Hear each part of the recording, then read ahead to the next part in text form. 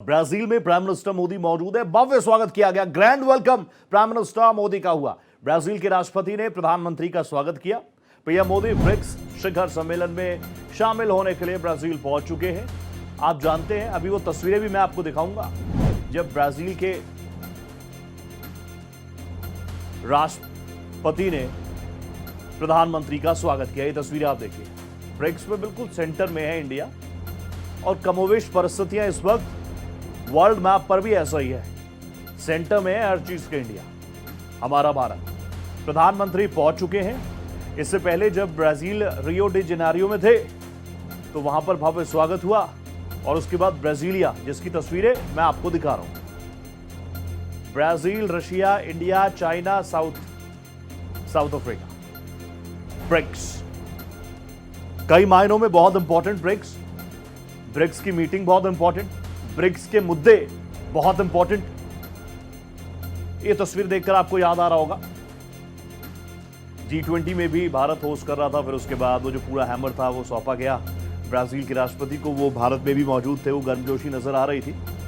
$12.20 billion का trade 24-25 में देखा गया दोनों राष्ट्रों के बीच। अब ब्रिक्स में सिर्फ ब्राजील और इंडिया नहीं है, बाकी और राष्ट्र भी है, रशिया है, चाइना है। तो ऐसे में यहां से ग्लोबली क्या कुछ निकलेगा उसका सबको इंतजार। प्रधानमंत्री बार बार और अपने इस पूरे दौरे को अगर आप देखेंगे प्रधानमंत्री के, तो ग्लोबल साउथ की आवाज को मुखरता से उठाते हुए, चाहे उनका पहला विजिट हो घाना का, त्रिनिदाद टोबैगो का, फिर उसके बाद अर्जेंटीना के बाद अगला पड़ा ब्राजील में ब्रिक्स की समिट, जिसमें शिरकत करने के लिए 140 करोड़ भारतीयों का प्रतिनिधित्व करते हुए प्राइम मिनिस्टर मोदी गले लगकर गर्मजोशी के साथ स्वागत किया गया।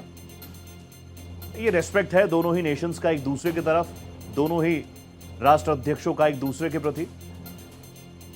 दोनों के बीच में क्लोजनेस कितनी है वो भी आप देख लीजिए। बॉडी लैंग्वेज बहुत कुछ बताता है। तो देखना होगा यहां से कितना बेहतर ना सिर्फ इंडिया के लिए या ब्रिक्स के लिए बल्कि दुनिया के लिए निकल कर आता है। कई ऐसे मुद्दे हैं जिस पर ब्रिक्स में एक के बाद एक मंथन चिंतन का सिलसिला चलता रहेगा। रियो डे जेनेरियो से प्रधानमंत्री ब्राजीलिया पहुंच गए हैं। वहां पर उनका ग्रैंड वेलकम किया ब्राजील के राष्ट्रपति ने। ब्राजीलिया में मौजूद प्राइम मिनिस्टर मोदी, तस्वीरें अब से कुछ देर पहले की। ब्रिक्स कितना इंपॉर्टेंट है, ब्रिक्स के एम क्या है, लक्ष्य क्या है, उद्देश्य क्या है, जानिए। पहला उद्देश्य राजनीतिक और सुरक्षा। ब्रिक्स का दूसरा बड़ा उद्देश्य आर्थिक और वित्तीय। और क्या उद्देश्य है? सांस्कृतिक, शैक्षणिक, युवा और खेल। ब्रिक्स में जो देश शामिल हैं उन लोगों के बीच में संपर्क को, कनेक्शंस को और मजबूत करना है ताकि दुनिया को एक बेहतर दुनिया मिले। उसके लिए ब्रिक्स के कदम किस गति के साथ आगे बढ़ रहे हैं वो आप देखिएगा। ब्रिक्स 2025 कई मायनों में बहुत खास रहने वाली है।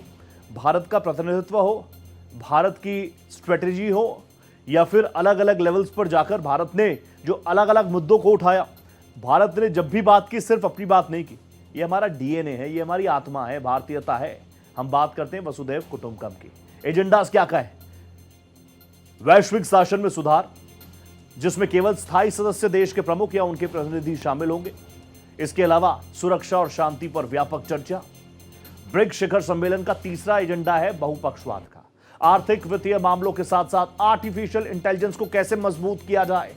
ब्रिक्स शिखर सम्मेलन के दूसरे दिन यानी 7 जुलाई को चौथा एजेंडा पर्यावरण, COP30 और वैश्विक स्वास्थ्य से जुड़े मुद्दे हैं। COP30 से पहले भी मैं आपको बता चुका हूं।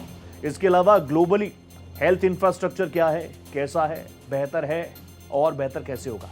क्या है ब्रिक्स? एक बार फिर से आपको बताता हूं। ब्रिक्स की स्थापना हुई थी 2006 में। पहले 4 ही देश थे ब्रिक में। यह ब्रिक्स नहीं था, सिर्फ ब्रिक था। ब्रिक में ब्राजील, रूस, भारत और चीन थे। उस समय इस संगठन का नाम था ब्रिक, BRIC। चीजें आगे बढ़ी, बहुत सारी चीजें, चैलेंजेस भी आए। साल 2010 में आते आते साउथ अफ्रीका भी इसमें शामिल हो गया और ब्रिक को मिल गया एस का भी साथ। तो ये हो गया ब्रिक्स, जिसके बाद यह संगठन ब्रिक्स नाम से जाने जाना लगा। 2010 से 2024 में ब्रिक्स का काफी विस्तार हुआ। कई और राष्ट्रों को इसमें जोड़ा गया क्योंकि ब्रिक्स की जो विश्वसनीयता थी वो बहुत कम वक्त में, जो ये ग्रुप्स थे, जो ये अर्थव्यवस्थाएं थी, उन्होंने ना सिर्फ अपनी अर्थव्यवस्थाओं पर ध्यान दिया बल्कि बेहतर दुनिया को लेकर भी काम किया। अब क्या कुछ है खास? राष्ट्रपति लूला के साथ द्विपक्षीय वार्ता, एआई के सही इस्तेमाल, व्यापार पर चर्चा, रक्षा, ऊर्जा, अंतरिक्ष प्रौद्योगिकी पर बातचीत, कई बायलैटरल टॉक्स भी प्रधानमंत्री करेंगे। प्रधानमंत्री का एक अपना स्टाइल भी आप जानते हैं, जिससे मिलते हैं वो कहीं ना कहीं एकदम वूसा हो जाता है कि उसके सामने प्राइम मिनिस्टर नरेंद्र मोदी खड़े हैं। तो राष्ट्रपति लूला के साथ तो द्विपक्षीय वार्ता होगी।